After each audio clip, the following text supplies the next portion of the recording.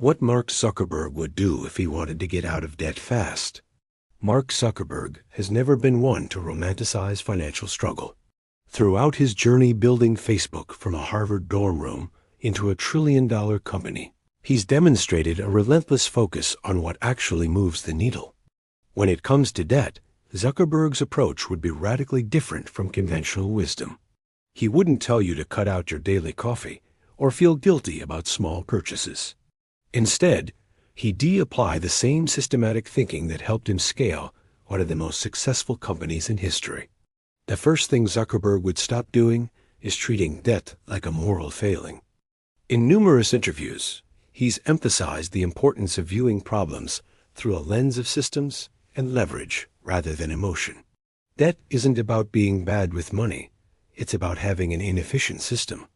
The moment you start seeing it as a systematic problem rather than a personal flaw, you can begin engineering a solution. Step 1 in Zuckerberg's debt elimination framework would be to stop operating without data. One of his most famous mantras at Facebook was move fast with stable infrastructure, which later evolved from the earlier move fast and break things. This philosophy applies directly to personal finance.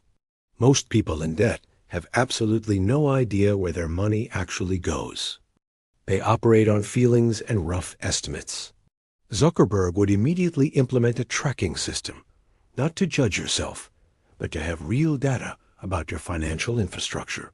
He'd likely build a simple spreadsheet or use an app that automatically categorizes every dollar flowing in and out. This isn't about creating a restrictive budget that makes you feel deprived. It's about visibility. You cannot optimize what you cannot measure. Facebook's entire advertising empire was built on granular data and measurement. Zuckerberg would apply this same principle to debt elimination, tracking not just spending, but also the emotional triggers and contexts around each purchase. Within 2 weeks of rigorous tracking, patterns emerge that your conscious mind never noticed. Step 2 would be to stop treating all debt equally. Zuckerberg has often spoken about the importance of prioritization and focus. At Facebook, he famously said that one of the hardest parts of leadership is deciding what not to do. The same applies to debt. Not all debt carries the same weight or urgency. Credit card debt at 22% interest is a 5-alarm fire. A low-interest student loan or car payment is a completely different calculation. Zuckerberg would immediately stop making minimum payments across all debts equally. Instead, he de-rank every debt by interest rate and attack the highest rate debt with extreme prejudice while maintaining minimums on everything else. This is the debt avalanche method, and it's pure mathematical optimization. There's no emotion involved. No fairness doctrine about paying everything equally. It's about deploying resources where they create maximum impact. Zuckerberg didn't try to build every social media feature at once. He identified the highest leverage activities and executed relentlessly on those first.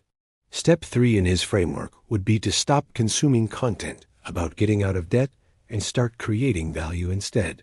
This might sound counterintuitive while you're watching this video, but hear me out. Zuckerberg has consistently emphasized building over theorizing. In his famous letter to investors before Facebook's IPO, he wrote about the company's hacker culture, where the key was to build things and learn from real feedback rather than endless planning. Most people drowning in debt spend hours watching financial advice videos, reading books, and attending seminars, but never actually increase their income. They're stuck in consumption mode when they need to shift into creation mode. Zuckerberg would ask himself a simple question. What can I build, create, or offer that solves a problem for other people? This doesn't mean you need to start the next Facebook. It means identifying skills you already have and monetizing them immediately. Can you design? Can you write? Can you teach something? Can you fix things? Can you organize systems? Every skill is monetizable in the digital economy. Zuckerberg would spend the time most people waste scrolling social media or watching TV, building a side income stream. Even an extra $500 per month when directed entirely toward high-interest debt, can cut years off your debt timeline. Step 4 would be to stop making financial decisions in isolation. Zuckerberg has repeatedly emphasized the importance of surrounding yourself with people who elevate your thinking. One of his most valuable early decisions was bringing Sheryl Sandberg on as coup, someone whose operational expertise complemented his product vision. When you're trying to eliminate debt, your social environment matters enormously. If you're constantly around people who normalize living paycheck to paycheck, who mock frugality, or who pressure you into lifestyle spending, you're fighting against social gravity.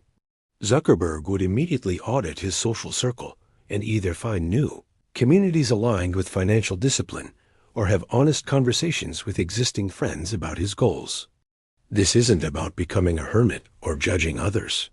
It's about recognizing that humans are social creatures who adopt the norms of their immediate environment. Join online communities of people aggressively paying off debt. Find an accountability partner with similar goals. Share your progress publicly if that motivates you. Zuckerberg made Facebook's mission and metrics transparent to his entire company because public commitment creates powerful motivation. The same principle applies to personal finance. Step 5 in Zuckerberg's approach would be to stop optimizing for comfort and start optimizing for speed. Throughout Facebook's history, Zuckerberg made decisions that prioritized growth and learning over short-term comfort. He turned down billion-dollar acquisition offers when Facebook was just a few years old because he believed in the long-term mission. When tackling debt, most people try to maintain their current lifestyle while making tiny adjustments around the edges. They want debt freedom, but they also want their current apartment, their current car, their current entertainment budget. Zuckerberg would recognize this as trying to solve a high-intensity problem with low-intensity effort. He'd ask, what would an aggressive 18-month debt elimination plan look like? Could you take a roommate and cut housing costs by 40%? Could you sell the financed car and buy a reliable beater with cash? Could you eliminate every subscription service for 1 year? These aren't permanent lifestyle changes. They're temporary intensity plays designed to create massive momentum.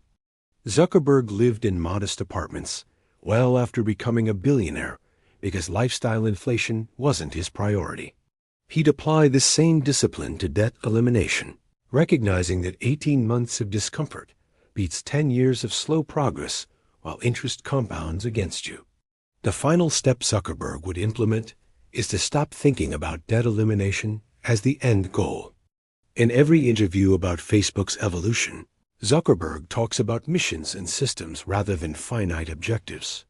Debt freedom isn't the destination, it's the foundation for building wealth and creating impact. Once you're debt-free, you don't go back to the behaviors that created debt in the first place. You redirect that debt payment momentum toward investing, building businesses, or creating the life you actually want. Zuckerberg would view debt elimination as version 1.0 of a much larger financial operating system.